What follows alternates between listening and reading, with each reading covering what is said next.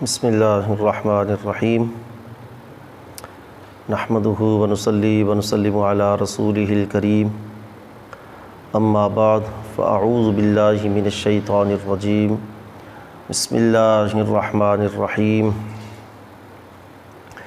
فی قلوبہم مرض فزادہم اللہ مرضا ولہم عذاب علیم بما کانوا یکذبون صدق اللہ مولانا العظیم وبلغنا رسولہ النبی الکریم الامین۔ کل کی آیات میں منافقین کی ابتدا کے متعلق ذکر کیا گیا تھا کہ منافقین کی ابتدا کب ہوئی اور کہاں سے ہوئی اور کس سبب سے منافقین کی ابتدا ہوئی، اس کا ذکر کیا گیا تھا۔ آج کی آیت کے اندر منافقین کے دلوں کے اندر یہ نفاق اور شک کا جو مرض اور بیماری تھی، اس کے بڑھنے کا ذکر اللہ رب العزت نے کیا ہے، اور اس مرض کے بڑھنے کی وجہ وہ آج کی آیت میں بیان ہوگی۔ فرمایا فی قلوبہم مرض، ان منافقین کے دلوں کے اندر بیماری ہے۔ فزادہم اللہ مرضا، اللہ نے ان کی بیماری کو بڑھایا۔ وَلَهُمْ عَذَابٌ عَلِيمٌ، ان منافقین کے لیے دردناک عذاب ہے۔ بِمَا كَانُوا يَكْذِبُونَ، بسبب اس کے جو وہ جھوٹ بولتے تھے۔ سب سے پہلی چیز اس آیت کے اندر مرض کا ذکر ہوا ہے کہ منافقین کے دلوں کے اندر مرض اور بیماری تھی۔ اس مرض کے متعلق امام بیضاوی نے تفسیر بیضاوی کے اندر لکھا ہے، المرض حقیقۃ فیما یورد البدن فیخرجہ عن الاعتداد الخاص بہ ویوجب الخلل فی افعالہ۔ امام بیضاوی لکھتے ہیں کہ مرض دو طرح کا ہوتا ہے، ایک ہوتا ہے مرض حقیقی، ایک ہوتا ہے مرض مجازی۔ مرض حقیقی جیسے عام بیماری ہوتی ہے، کسی کو سر میں درد ہے، کسی کو جسم میں کوئی تکلیف ہے، کوئی شوگر کا مریض ہے، کوئی دل کا مریض ہے، کوئی گردے کا مریض ہے، مختلف قسم کے مرض۔ یہ حقیقی مرض، اس کے متعلق امام بیضاوی لکھتے ہیں یعرض البدن، کہ بدن کو ایسا عارضہ پیش آنا، فیخرجہ عن الاعتداد الخاص بہ، کہ اس پیش آنے والے عارضے کی وجہ سے جسم کو وہ مخصوص اعتدال سے نکال دے۔ مثلا ایک بندہ نارمل حالت میں اس کو بخار ہوتا ہے تو معتدل حالت سے نکل کر اب بخار کے اندر اس کی زبان کی کیفیت بدل گئی، اس کی آنکھوں کی کیفیت بدل گئی، اس کے جسم کی گرمائش کی کیفیت بدل گئی، تو یہ مخصوص اعتدال سے جو شے نکال دے۔ وَيُوجِبُ الْخَلَلَ فِي أَفْعَالِهِ، اور اس کے افعال کے اندر خلل واقع ہو جائے، جسم کے اندر سستی پیدا ہو جائے، اس کو کوئی فعل کوئی کام کرنے کے اندر دقت محسوس ہو، تو اس قسم کے مرض کو حقیقی مرض کہا جاتا ہے۔ اور دوسرا مرض ہے وَمَجَازٌ فِي الْإِعْرَاضِ النَّفْسَانِيَّةِ، دوسری مرض یا دوسری بیماری مجازی ہے، جو روحانی جس کو بیماری کہا جا سکتا ہے، جو نفسانی روح کو پیش آنے والی مرض یا بیماری ہے، التی تخل بکمالہا، اور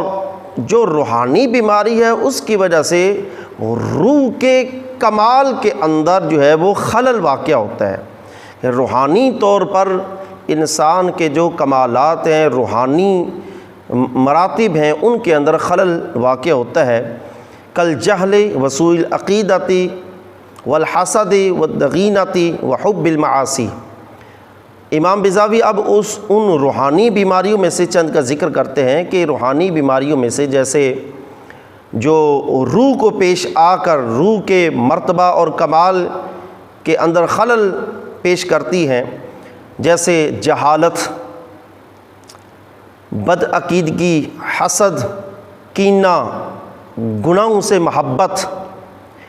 یہ روحانی بیماریاں ہیں۔ لِأَنَّهَا مَانِعَةٌ عَن نَيْلِ الْفَضَائِلِ أَوْ مُؤَدِّيَةٌ إِلَى زَوَالِ الْحَيَاةِ الْحَقِيقَةِ الْأَبَدِيَّةِ، کہ یہ روحانی بیماریاں روح کے، نفس کے فضائل اور مراتب تک پہنچنے میں رکاوٹ ہیں، کہ ان روحانی بیماریوں کی وجہ سے جو روحانی فضائل ہوتے ہیں، روح کا جو مرتبہ ہوتا ہے، ان فضائل کو پانے میں، ان کے حاصل کرنے میں یہ رکاوٹ ہے۔ او مودیۃ الی زوال الحیات الحقیقت الابدیہ، یا یہ روحانی بیماریاں انسان کے لیے جو ابدی، حقیقی اور جو زندگی ہے، آخرت کی زندگی ہے، اس کے زوال کا یہ بیماریاں سبب بنتی ہیں۔ یہ مجازی بیماری ہے، اور یہ دونوں حقیقی اور مجازی بیماری لکھنے کے بعد امام بیضاوی اسی آیت کی تفسیر میں لکھتے ہیں وَالْآیَةُ الْکَرِیمَةُ تَحْتَمِلُهُمَا، یہ آیت ان دونوں بیماریوں کا احتمال رکھ سکتی ہے، کہ اس آیت کے اندر حقیقی بیماری بھی مراد لی جا سکتی ہے اور مجازی بیماری بھی مراد لی جا سکتی ہے۔ فَإِنَّ قُلُوبَهُمْ كَانَتْ مُتَعَلِّمَةٌ تَحَرُّكًا عَلَى مَا فَاتَ عَنْهُمْ مِنَ الرِّيَاسَةِ، کہ ان کے جو دل تھے منافقین کے، جیسے کل بھی ذکر ہوا، منافقین کی ابتدا اور نفاق کی جو مدینے کے اندر وجہ بنی کہ نبی علیہ الصلوۃ والسلام کی مدینہ میں آنے کی وجہ سے ان کی ریاست ان سے چھن گئی۔ عبداللہ بن ابی بن سلول کو مدینے والوں نے اپنا سربراہ بنانا تھا اور اپنی سرداری کا تاج اس کے سر پر رکھنا تھا، تو حضور کی مدینہ میں جانے کی وجہ سے اس سے توجہ ہٹ گئی اور سارا معاملہ نبی علیہ الصلوۃ والسلام کی طرف منتقل ہو گیا۔ تو یہ ریاست کا چھن جانے کا جو ان کے دل کے اندر جو یہ ایک قسم کی حسد کی آگ تھی، ان کے دل کے اندر جل رہی تھی، علامہ یرون من ثبات امر رسول، اور اس کے ساتھ ساتھ نبی علیہ الصلوۃ والسلام کا معاملہ یہ مضبوط ہوتا ہوا وہ دیکھ رہے تھے۔ وَاسْتِعْلَاءِ شَانِهِ يَوْمًا فَيَوْمًا، دن بدن نبی علیہ الصلوۃ والسلام اور حضور کا دین جو ہے دن بدن یہ شان و شوکت اس کی بڑھتی جا رہی تھی، نبی علیہ الصلوۃ والسلام کی شان و عظمت میں دن بدن اضافہ ہو رہا تھا۔ اب یہ سارا معاملہ وہ منافقین دیکھ رہے تھے۔ زاد اللہ غمہم بما زاد فی اعلاء امرہ، جو اللہ رب العزت نے نبی علیہ الصلوۃ والسلام کی شان و عظمت کا معاملہ بڑھایا، تو ان کے دلوں کا وہ نفاق کا جو مرض ہے، ان کے دل کا حسد، کینہ اور جو غم تھا ان کو ریاست کے چھن جانے کا، وہ غم ان کے دل کا بڑھتا گیا۔ یہ مطلب ہے فزادہم اللہ مرضا، اللہ نے ان کی مرض کو بڑھا دیا۔ وَنُفُوسُهُمْ كَانَتْ مَعُوفَةٌ بِالْكُفْرِ وَسُوءِ الْاعْتِقَادِ وَمُعَادَاةِ النَّبِيِّ صلی اللہ علیہ وسلم وَنَحْوِهَا، اور ان کے جو نفوس تھے وہ بھی معوف ہو چکے تھے کفر کی وجہ سے، بدعقیدگی کی وجہ سے اور نبی علیہ الصلوۃ والسلام سے دشمنی کی وجہ سے۔ فزاد اللہ سبحانہ، اللہ رب العزت نے ان کا یہ معاملہ، یہ حسد کا، یہ ریاست کے چھن جانے کے غم کا، یہ بھی بڑھایا، اور ساتھ ساتھ ذالک بالطبع، ایک تو ان کے دلوں پر مور لگائی، او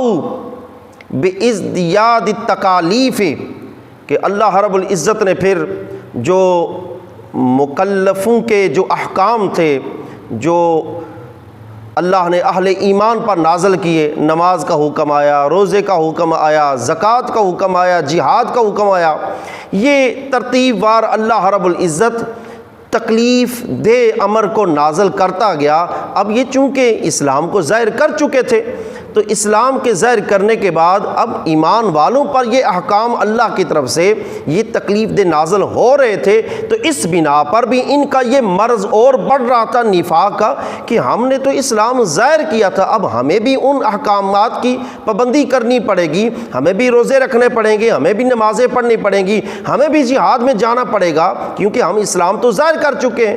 تو نہ چاہتے ہوئے بھی یہ سب کام کرتے تھے، تو اس اعتبار سے بھی اللہ نے ان کا مرض بڑھایا۔ وَتَقْرِيرِ الْوَحْيِ وَتَضَاعُفِ النَّصْرِ، اسی طرح اللہ اپنے محبوب پر بار بار وحی، اور وحی کے 23 سال کے اندر نزول کی وجہ یہ ہے کہ باقی نبیوں پر اللہ نے یک بارگی کے ساتھ قرآن نازل کیا، اپنا کلام نازل کیا، لیکن اپنے محبوب پر جو قرآن پاک کو نازل کیا، اللہ رب العزت نے یہ 23 سالوں کے اندر تھوڑا تھوڑا کر کے نازل کیا کہ یہ دشمن پر نبی علیہ الصلوۃ والسلام کی داغ بٹھانے کے لیے اور حضور سے اللہ کی محبت کا اظہار کرنے کے لیے اللہ رب العزت نے وحی کو تکرار کے ساتھ بار بار فرشتہ وحی لے کر آتا ہے، وتضاعف النصر، اسی طرح اللہ رب العزت نے بارہا مرتبہ اپنے محبوب کی مدد کی،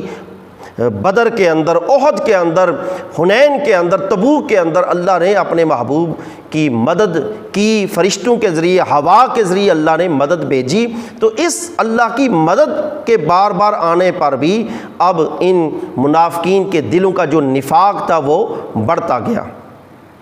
وَلَهُمْ عَذَابٌ عَلِيمٌ، ان کے لیے دردناک عذاب ہے، بِمَا كَانُوا يَكْذِبُونَ، وہ عذاب کس چیز کے بدلے میں ہے؟ ان نے جو جھوٹ بولا،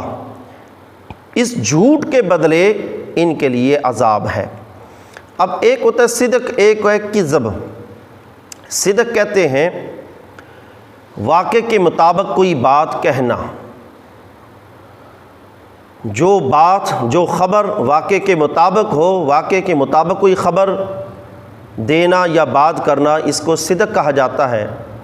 اور بعض مفسرین نے لکھا ہے صدق کے اندر شرط ہے کہ واقع کے مطابق جو بات کر رہا ہے، اس بات یا اس خبر کے دینے کے وقت اس بات کرنے والے کا عقیدہ بھی اس کے متعلق صحیح ہو۔ چونکہ ان منافقین کے متعلق اللہ نے قرآن پاک میں سورہ منافقون کے اندر ارشاد فرمایا، اذا جاءک المنافقون قالوا نشہد انک لرسول اللہ واللہ یعلم انک لرسول اللہ وَلَٰكِنَّ الْمُنَافِقِينَ لَكَاذِبُونَ۔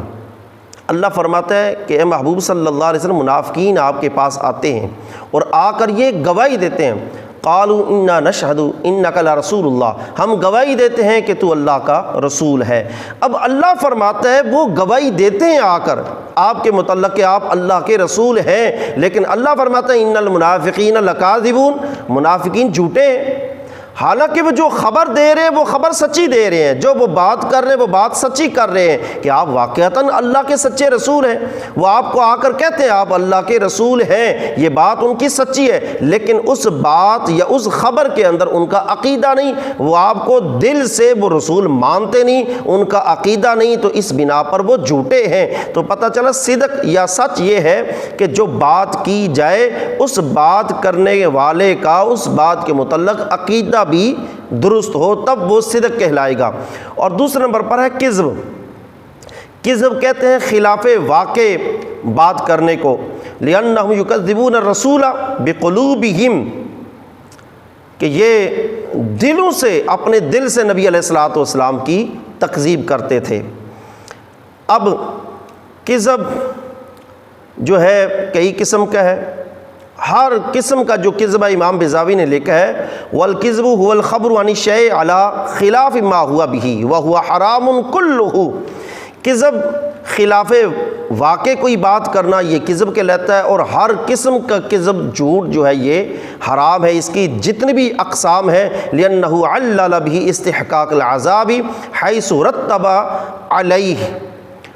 کہ اسی کذب بیانی کی وجہ سے، اسی جھوٹ کی وجہ سے ان منافقین کے اوپر عذاب کو مرتب کیا گیا، بما كانوا يكذبون، ان کے جھوٹ کی وجہ سے فرمایا وَلَهُمْ عَذَابٌ عَلِيمٌ بِمَا كَانُوا يَكْذِبُونَ۔ اسی آیت کی تفسیر میں امام بیضاوی نے پھر مزید لکھا ہے کہ ایک وہ قول جو حضرت ابراہیم علیہ الصلوۃ والسلام کے متعلق ہے، احادیث میں بھی آتا ہے کہ حضرت ابراہیم علیہ الصلوۃ والسلام کے متعلق نبی علیہ الصلوۃ والسلام سے بھی مروی ہے، ان ابراہیم کذب ثلاث کذبات، 3 جھوٹ بولے۔ امام بیضاوی ان کے متعلق فرماتے ہیں وہ ان کو جو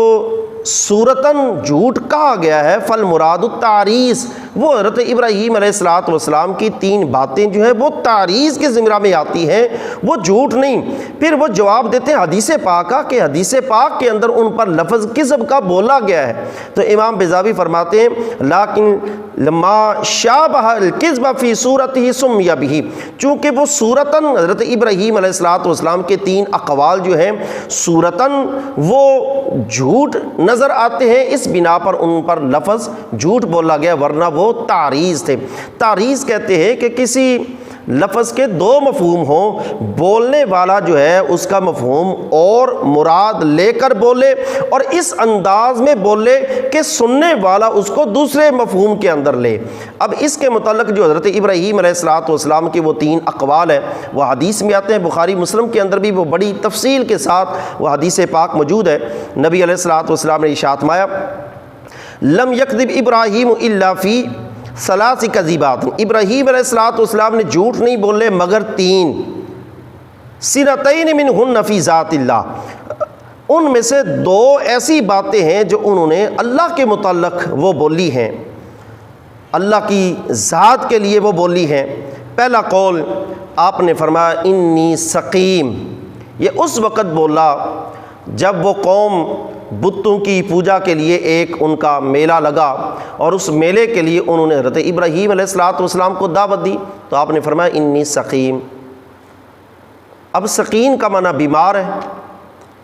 تو حضرت ابراہیم علیہ الصلوۃ والسلام نے سقیم کا معنی جو لیا وہ بولا اس انداز میں کہ ان مشرکین نے سننے کے اندر یہ سمجھا کہ یہ شاید یہ بیمار ہیں، یہ شاید بیمار ہے۔ اب ایک سقیم کا معنی بیزار بھی ہے، تو حضرت ابراہیم علیہ الصلوۃ والسلام نے یہ سقیم لفظ بولتے ہوئے خود مراد لی بیزار،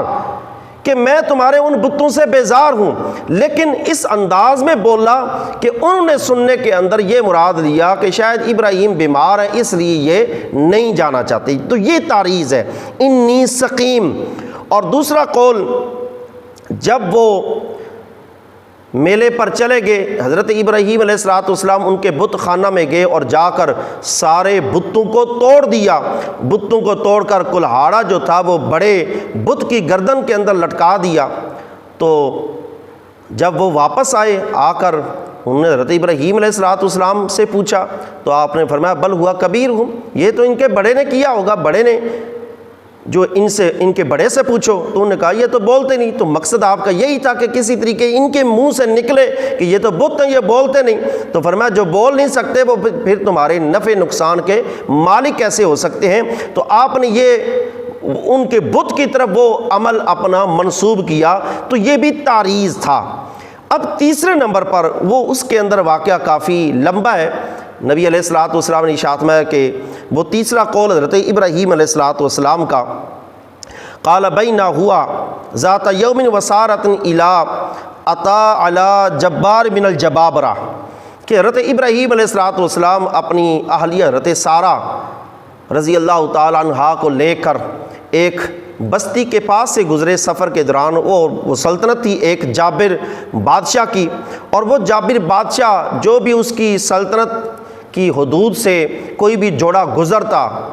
تو وہ اس جوڑے میں سے جو عورت ہوتی وہ اس کو اپنی باندی بنا لیتا تھا۔ اب جب حضرت ابراہیم علیہ الصلوۃ والسلام حضرت سارہ کو لے کر وہاں سے گزرے تو نبی علیہ الصلوۃ والسلام نے ارشاد فرمایا فقیل لہ عنہا من ہذہ، جب حضرت ابراہیم علیہ الصلوۃ والسلام سے اس بادشاہ کے سپاہیوں نے پوچھا کہ یہ عورت کون ہے، من ہذہ، یہ بی بی تیرے ساتھ کون ہے؟ تو حضرت ابراہیم علیہ الصلوۃ والسلام نے فرمایا ہذہ اختی، یہ میری بہن ہے۔ اب وہ حضرت سارہ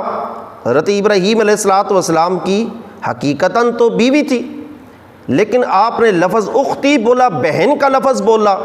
اب یہ تعریض کس طرح ہے کہ خود آپ نے اس سے معنی کون سا مراد لیا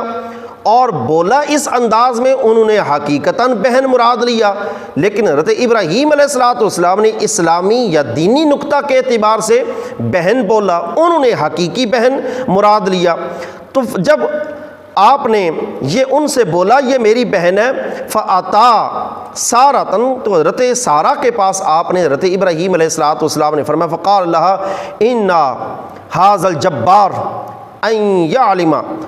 إِنَّكِ أُخْتِي امْرَأَتِي، اگر اس جابر بادشاہ نے ان یعلم انکی اختی، اس بادشاہ نے اگر معلوم کر لیا، اس کو پتہ چل گیا کہ تو واقعتاً میری بیوی ہے، فقال ان یعلم انکی اختی امراتی،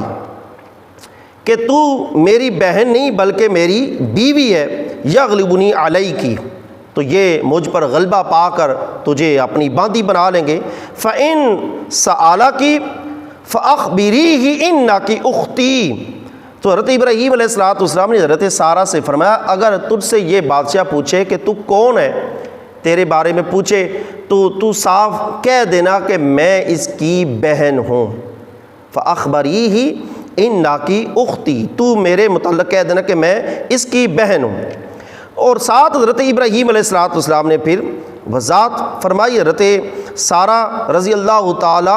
عنہا سے کہا لیس علی وجہ الارض مؤمن غیری وغیرکی، کیونکہ اس سرزمین کے اوپر اس بستی کے اندر میرے اور تیرے علاوہ کوئی بھی مومن نہیں، تو اب ایمان کے اعتبار سے، دین کے اعتبار سے تو میری بہن ہے، تو اس کے اندر جھوٹ نہیں بنے گا۔ تو یہ تعریض حضرت ابراہیم علیہ السلام نے 3 مقامات پر تعریض کو اختیار کرتے ہوئے یہ اقوال بولے۔ آگے وہ کافی لمبا واقعہ ہے کہ بادشاہ نے وہ غلط ارادے سے حضرت سارہ کی طرف ہاتھ بڑھایا تو اس کا ہاتھ شل ہو گیا۔ بخاری کے اندر پوری تفصیل کے ساتھ یہ واقعہ موجود ہے، 2-3 مرتبہ ایسا ہوا، حتیٰ کہ اس نے سمجھا کہ یہ کوئی بڑی پاک باز عورت ہے اور اللہ کی بارگاہ میں کوئی مقبول عورت ہے، تو اس نے پھر حضرت ہاجرہ کو بطور تحفے، بطور ہدیہ